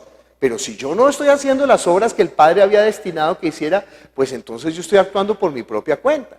Pero no ve que tenemos más de 23,000 profecías que están diciendo lo que el Hijo va a decir y hacer. Por eso cuando Juan el Bautista, que es un hombre tan excelente, tiene dudas, mire conmigo Mateo capítulo 11, versículo 2 hasta el 6, ¿qué dice? Y al oír Juan en la cárcel los hechos de Cristo, le envió 2 de sus discípulos para preguntarle, ¿eres tú aquel que había de venir o esperaremos a otro? Respondiendo Jesús les dijo, id y haced saber a Juan las cosas que oís y veis. Los ciegos ven, los cojos andan, los leprosos son limpiados, los sordos oyen, los muertos son resucitados y a los pobres es anunciado el Evangelio. Y bienaventurado es el que no haya tropiezo en mí. Imagínense, Jesús después va a reconocer que Juan el Bautista es el mejor de los hombres, porque dice, de los nacidos de mujer, nadie como Juan. O sea, Jesús quería muchísimo a Juan, muchísimo, tanto que cuando lo matan, Jesús se va aparte a orar muy triste, Israel. Entonces, con todo lo que quería Jesús a Juan, Juan cuando está en la cárcel, Juan está en la situación dura, ha sido metido a la cárcel, y la fe de Juan está, ¿qué?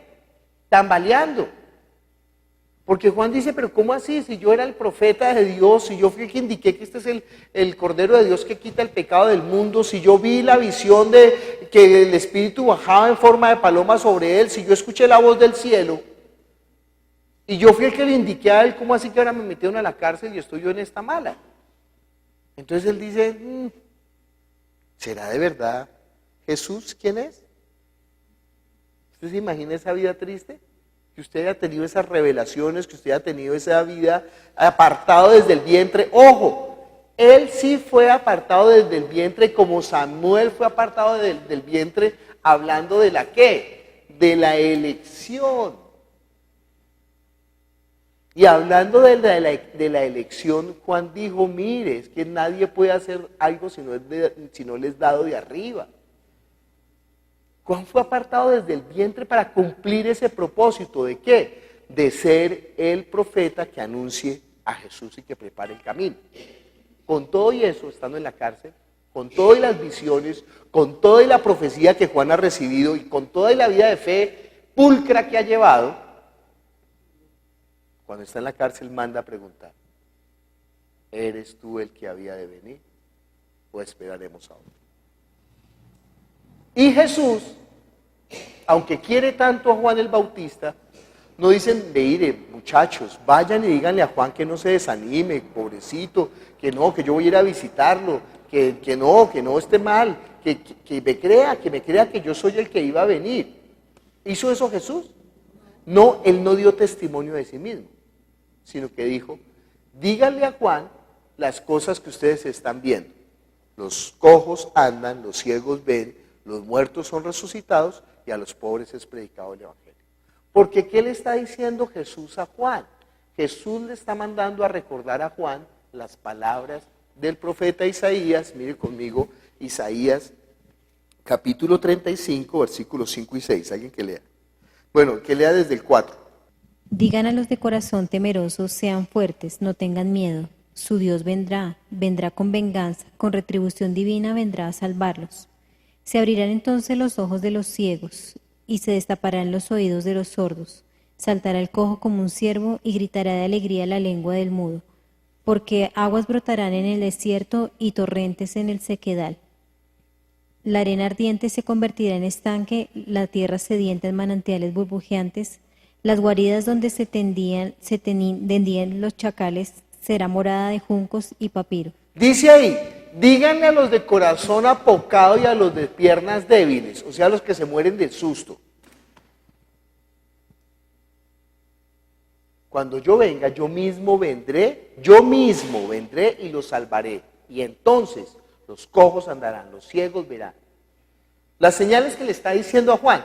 Fíjese que Jesús no le dijo a Juan, sí, crea en mí, sino le dijo, vayan y recuérdenle a Juan ¿qué? La palabra del Padre, que si él no quiere creer al Padre, pues que no me crea entonces a mí. Y dijo, bienaventurado el que no haya tropiezo en mí. Por eso dice que si el Padre no nos lleva al Hijo, nosotros no vamos a ver el Hijo. Y dice en Lucas, y dice en Juan, y dice en Mateo, nadie conoce al Padre sino el Hijo. Y nadie conoce al Hijo sino el Padre y aquel a quien el Hijo se lo quiera revelar. ¿Se da cuenta de eso que parecería una tautología? ¿Por qué? Yo no puedo conocer al Padre si no es por Jesús. pero yo no puedo conocer a Jesús si no es por el Padre. ¿Por qué? Porque no es que el Padre dio las señales, dio las indicaciones de quién es el Hijo. Entonces nosotros con el Antiguo Testamento verificamos, hacemos como un checklist. Nació en Belén, muy bien. Creció en Nazaret, muy bien. Viene de la tribu de Judá, muy bien.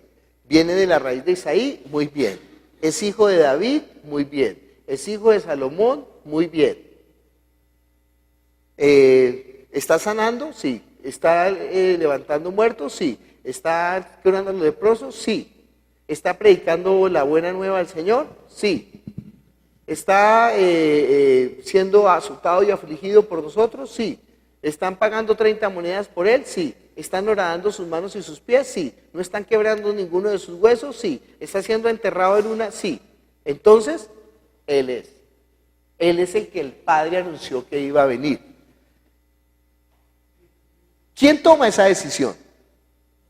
Yo tomo la decisión. Si creo o no creo. Dios no me obliga a creer.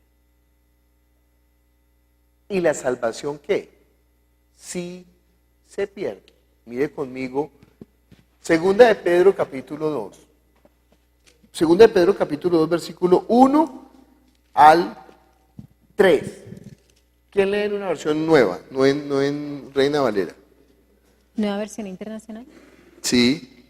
En el pueblo judío hubo falsos profetas y también entre ustedes habrá falsos maestros que encubiertamente introducirán herejías destructivas al extremo de negar al mismo Señor que los rescató. Esto les traerá una pronta destrucción. Muchos los seguirán en sus prácticas vergonzosas y por causa de ellos se difamará el camino de la verdad. Llevados por la avaricia, estos maestros los explotarán a ustedes con palabras engañosas. Desde hace mucho tiempo su condenación está preparada y su destrucción los acecha. Dios no perdonó a los ángeles cuando pecaron. Bien, entonces dice ahí que estos falsos profetas, ¿sí? Negarán ¿a quién? Al Señor que los rescató. Aunque el Señor los haya rescatado, ellos serán capaces de negarlo. ¿Y por qué lo negarán? Por ir tras sus disoluciones. Y por ir tras sus disoluciones, entonces negarán al Señor. Dice ahí que harán mercadería de vosotros con palabras fingidas. ¿Cómo dice ahí en tu versión? Con palabras engañosas. Pero como dice mercadería, no. Estos maestros los explotarán a ustedes con palabras engañosas. Los explotarán, harán mercadería de ustedes, negociarán con ustedes. Eso no se está cumpliendo afortunadamente todavía, ¿no? Menos mal. Pero estarán negando ¿a quién? Al Señor que los rescató. Dice que ellos caerán en el error de Balaam, que por lucro cambiarán al Señor, aunque eran profetas de Dios. No, pero es que es el profeta, no toque el manto del ungido. No, viejo. Nosotros aquí a lo que no tocamos es que la palabra de Dios. Pero si Pedro se atreve a levantarse y decir y no comer con los gentiles por causa de los judaizantes, entonces nosotros nos pararemos delante de la congregación y diremos, ¿sabe qué, Pedro? Usted está errando, usted está mal, y al mismo Bernabé también se lo vamos a decir. Usted, Bernabé, no se esconda, que usted también está haciendo lo mismo, no sean hipócritas, les dice Pablo delante de todo el mundo. ¿Por qué? Porque no es que están desviando la iglesia, no es que están pervirtiendo al Señor. Entonces sí, nosotros, mire el versículo 18, desde el 17, perdón. Segunda de Pedro 2:17, lee. Estos individuos son fuentes sin agua, niebla empujada por la tormenta, para quienes está reservada la más densa oscuridad. Pronunciando discursos arrogantes y sin sentido, seducen con los instintos naturales desenfrenados a quienes apenas comienzan a apartarse de los que viven en error. Les prometen libertad cuando ellos mismos son esclavos de la corrupción, ya que cada uno es esclavo de aquello que lo ha dominado. Si habiendo escapado de la contaminación del mundo por haber conocido a nuestro Señor y Salvador Jesucristo, vuelven a enredarse en ella y son vencidos, terminan en peores condiciones que al principio. Más les hubiera valido no conocer el camino de la justicia que abandonarlo después de haber conocido el santo mandamiento que se les dio. En su caso ha sucedido lo que acertadamente afirman estos proverbios: el perro vuelve al vómito y la puerca lavada a revolcarse en el lodo. Dice que ellos han conocido, que ellos han recibido la revelación de la verdad, el conocimiento del Señor, que ellos han, conocido el camino de la justicia. Esto no es gente que no era salva, esto era gente que era salva. Pero ¿qué pasó? Se volvieron atrás. Y dice la Escritura que su postrer estado es que mejor les hubiera sido no haber conocido, porque ellos van a recibir peor castigo. ¿No ve lo que dice Corazín y a Betsaida? Ay de ti, Corazín, ay de ti, Betsaida, porque si los milagros que se hicieron en vosotras hubieran sido hechos en Tiro y Sidón, ellos se hubieran arrepentido en silicio. Más tolerable será el castigo para ellos que para ustedes. ¿Quién va a sufrir el peor castigo? Los que, habiendo creído, habiendo predicado la palabra, se apartan de la verdad. Es lo peor que le puede pasar a una persona, lo más tenebroso. Usted piensa, ay no, a mí no me va a pasar. Pues déjeme decirle, yo he visto mucha agua correr debajo del puente. Le cuento una historia cortica. Conocí una niña en Ibagué que en la iglesia era cristiana y ella parecía un ángel, físicamente era lindísima, ¿no? Y entonces cantaba delante en la alabanza y todos los hombres se volvían súper espirituales cuando ella cantaba. Ay, sí, pero no por la alabanza, por la niña. Y ella cantaba y hablaba, había recibido el bautismo del Espíritu Santo, oraba en lenguas, entonces yo la conocí. Entonces cuando lo conocí su testimonio. Ella estaba en la vida perdida de drogas, de rumba, de modelaje, la vida perdida. Había quedado embarazada, le habían hecho un legrado, el legrado había quedado mal hecho, había tenido una infección y estaba ya mal. Tenían que practicarle una histerectomía porque se había podrido por dentro. Pero usted sabe, si uno está podrido por dentro, ¿cómo lo operan? Sino es que si lo operan y abren una herida, la herida se infecta y se muere. Pero había que operarla, porque la operaban y se moría. Entonces le llamaron a la mamá para que la mamá firmara un papel para decir, mire, la vamos a operar, pero se va a morir. Pero es la única oportunidad que va a tener para que se pueda de pronto salvar. La mamá no era cristiana, pero tenía una hermana cristiana, entonces llamó a la hermana vino, oró por ella. Cuando la abrieron, resulta que había desaparecido toda infección y fuera de eso todo su sistema reproductor se había reconstruido y sanado como si fuera una niña virgen de 12 años. La volvieron a cerrar y la regresaron a su casa. Y a partir de ese momento ella comenzó a creer porque el milagro era demasiado contundente, de estar al borde de la muerte a estar bien. También está que hoy en día tiene 2 hijas, después de que todo su aparato reproductor estaba completamente deshecho. Bueno, entonces ella comenzó a vivir la vida de fe, viviendo la vida de fe, a su mamá le dio cáncer en el seno. Y entonces ella impuso las manos sobre la mamá, la oró y la mamá fue sanada. Y no hubo que operarla ni hacerle tampoco absolutamente nada. Yo la conocí en ese tiempo después de eso. Y me acuerdo que en la iglesia una niña se apartó para hacer sus bobadas y entonces ella decía, pero ¿cómo es posible que una persona cristiana se pueda apartar después de haber conocido la verdad? Me parece tan imposible. Bueno, después de eso, ella conoció a un loco, se enrumbó con el loco, durante una semana vivió la vida loca, quedó embarazada. Cuando quedó embarazada la echaron de su casa. Cuando la echaron de su casa el pastor también la echó de la iglesia. Terrible, no debió de haberla echado de la iglesia. Y ella se fue al mundo otra vez. Bueno, yo volví a saber de ella 15 años después, porque un día estaba en la casa y me llamó la mamá, me dijo, ay Diego, es que yo había sido novio de ella, entonces, ay Diego, mira, yo te llamo para que tú ores por mi hija, yo sé que tú eres ahora pastor y esto es que tú no sabes tan terrible. Entonces, ¿qué pasó? Yo pensé, se murió, está al borde de la muerte, ¿no? Y entonces, ¿qué pasó? Dijo, es que anoche llegó con los pies ampollados.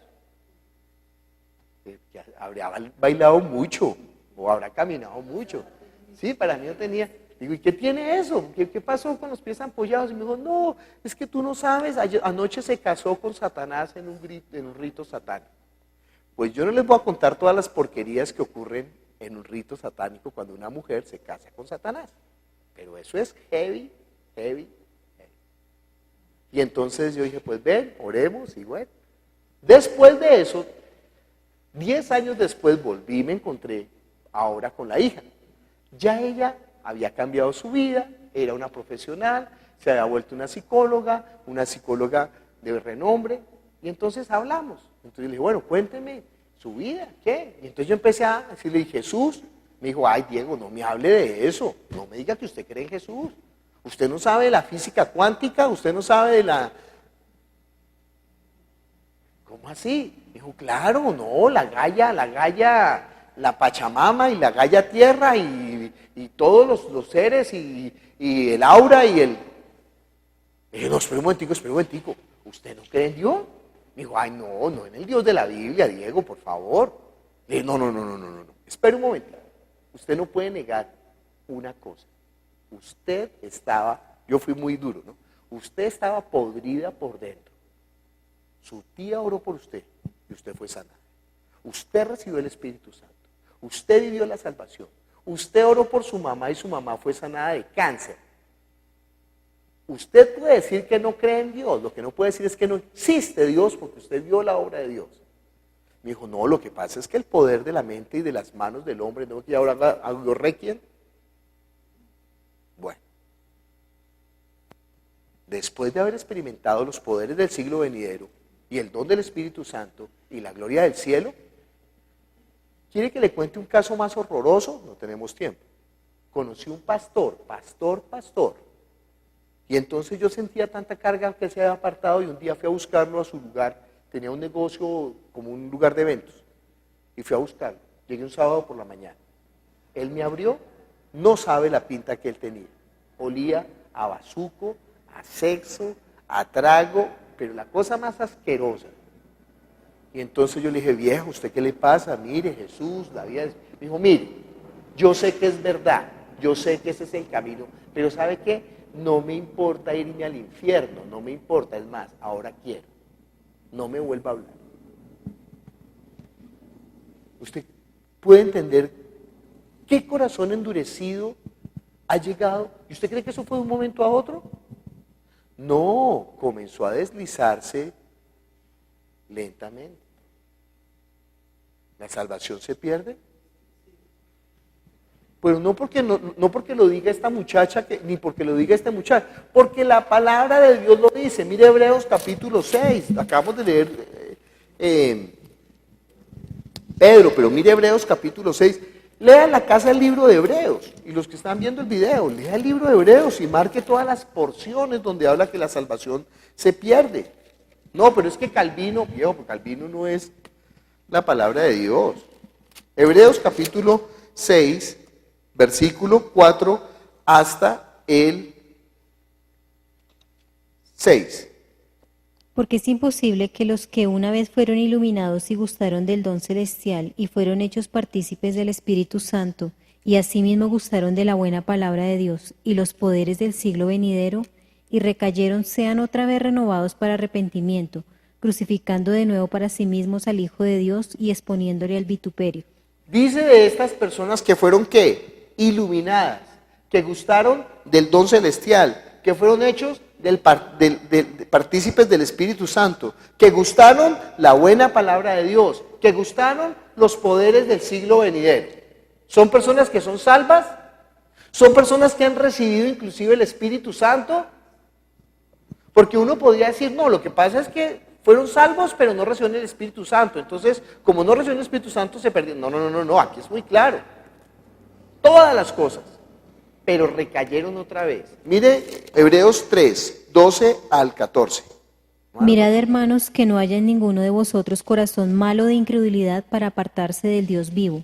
Andes exhortados los unos a los otros cada día, entre tanto que se dice, hoy para que ninguno de vosotros se endurezca por el engaño del pecado, porque somos hechos participantes de Cristo con tal que retengamos firme hasta el fin nuestra confianza desde el principio. Mire lo que dice, ¿no?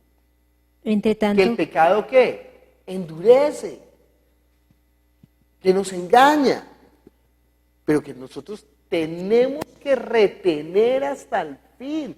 Por eso le va a decir en el libro de Judas y en el libro de Pedro, dice, mire, si Dios no perdonó a los ángeles, si no perdonó a Israel, si no perdonó a Sodoma, si no perdonó a... no lo va a perdonar a usted.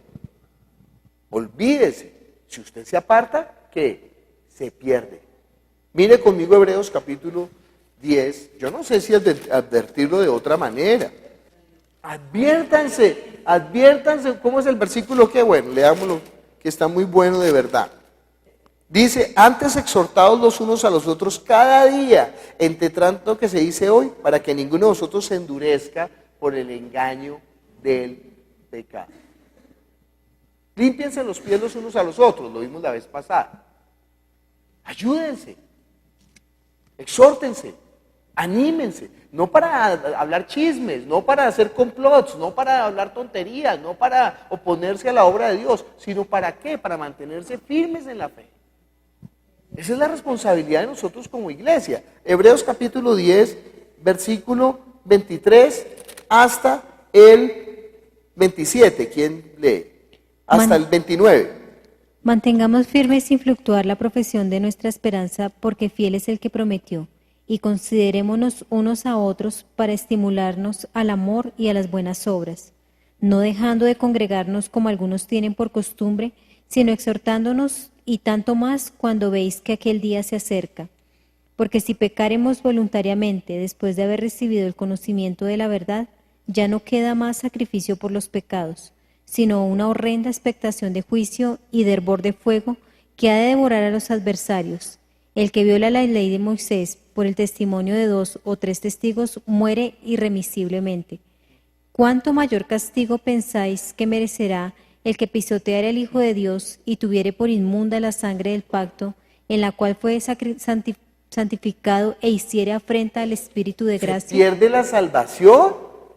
Pero es que esto no es una ambigüedad, esto no es un versículo que dice, nadie los apartará de mi mano. Pues sí, nadie lo apartará de la mano, pero si se quiere salir, se sale. Sino que está hablando claramente, mire, gente que fue iluminada, gente que usó el don celestial, gente que ha sido santificada, gente que probó la verdad, gente que estuvo en la iglesia y se apartó. Y dice, ¿sabe qué? No hay lugar para el arrepentimiento. Lo voy a fregar más, lo voy a asustar más. Mire conmigo Hebreos capítulo, es que hay muchas partes en hebreo que está haciendo la misma advertencia. Mire conmigo Hebreos capítulo 12, versículo 15 hasta el 17. Mirad bien, no sea que alguno deje de alcanzar la gracia de Dios, que brotando alguna raíz de amargura os estorbe y por ella muchos sean contaminados. No sea que haya algún fornicario o profano como Esaú, que por una sola comida vendió su primogenitura. Porque ya sabéis que aún después de deseando heredar la bendición, fue desechado y no hubo oportunidad para el arrepentimiento, aunque la procuró con lágrimas. Mire, aunque ya quiso arrepentirse, ya no hubo lugar, porque llegó a una situación tan tenaz. ¿O quiere que lo asuste más todavía? ¿No ven Apocalipsis que dice, oiga, arrepiéntase, vuelva al primer amor, si no, vendré y quitaré mi candelabro de en medio de ti? Entonces nosotros, mire, guardamos nuestra salvación. No les estoy dando un versículo. Bueno, entonces mire conmigo. Bueno, busquen Filipenses 2:12 mientras yo busco aquí en la... Por tanto, amados míos, como siempre habéis obedecido, no como en mi presencia solamente, sino mucho más ahora en mi ausencia, ocupaos en vuestra salvación con temor y temblor. Ocúpense, trabajen, esfuércense por su salvación con temor y temblor. 1 Corintios 9:27. Sino que golpeo mi cuerpo y lo pongo en servidumbre, no sea que habiendo sido heraldo para otros, yo mismo venga a ser eliminado. Yo mismo venga, ¿qué? A ser eliminado. No, Pablo, no se preocupe, la salvación no se pierde. ¿Usted se imagina tan triste que uno lleve mucha gente a los pies de Cristo y uno mismo se pierda? Entonces, este problema de la salvación y la elección es una dificultad. Nosotros hemos de entender, la salvación es una decisión personal. La elección no. Dios, por ejemplo, escogió a Faraón. Dice Faraón, mi siervo. ¿Para qué lo escogió? Para hacer mal a Israel. Y en esa elección de Dios a Faraón, dice que Faraón endureció su corazón. Y después dice, y Dios endureció el corazón de Faraón. Y lo utilizará como instrumento para hacer su obra, para mostrar que sacó a Israel con brazo extendido. El mismo pueblo de Israel dice que Él lo escogió. ¿Para qué escogió al pueblo de Israel? Dos cosas, para que por medio de Él venga el Mesías, pero también para que Israel mate al Mesías. Usted sabe, no habría otro pueblo que mataría al Mesías. ¿Por qué? ¿No es que el Mesías está haciendo bienes, está sanando, está haciendo milagros? ¿Qué harían los otros pueblos? Lo harían rey. Lo endiosarían, lo pondrían, porque para los otros pueblos que una persona dijera que era hijo de Dios, eso no era problema. Los césares se proclamaban hijos de Dios, los faraones se proclamaban hijos de Dios, Alejandro Magno se proclamó hijo de Dios, los griegos, eso no era problema en el mundo gentil. Pero en el mundo judío, si un hombre se hacía hijo de Dios, que muera por blasfemo. El mismo pueblo de Israel fue determinado para que fueran los que mataran ¿a quién? A Jesús. Esa es la elección de Israel. Dios escogió que por medio de Israel venga el Mesías. Esa elección es irrevocable. Siempre se guardará por eso un remanente de judíos hasta que venga el Mesías. Y después de que viene el Mesías todavía tiene promesa para Israel, de modo que tampoco lo ha desechado. ¿Qué otra cosa es la elección? Cuando Él escoge dice que Él mismo, y Él mismo constituyó a unos apóstoles, a otros evangelistas, a otros pastores y a otros maestros. De modo que el ministerio es una elección. Dios reparte los dones a cada uno en particular como Él quiere. Yo no sé cuál sea su don, pero Dios fue... No, yo me hice a mí mismo pastor, no sea mentiroso. Pero tampoco puede decir, a mí me nombraron pastor, no sea mentiroso. Ambas cosas están mal. ¿Quién lo nombra a uno pastor? Ni siquiera es que lo nombra, sino que lo constituye pastor. Jesús. ¿Y cómo se sabe en la iglesia quién es pastor? Pues, por ejemplo, si una persona está atribulada, angustiada y afligida, y dice, ay, voy a buscar a la pastora Flor para que ore por mí y para que me aconseje, ¿yo qué estoy reconociendo que es Flor? Pastora.